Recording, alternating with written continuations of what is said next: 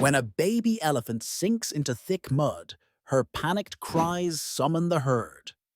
Adults trunk slam the ground, creating vibrations to locate her. They dig with tusks and feet, forming a living ladder. After hours, they haul her out, trumpeting triumphantly. The matriarch gently headbutts the calf, scolding her for wandering, then leads her to water to wash off.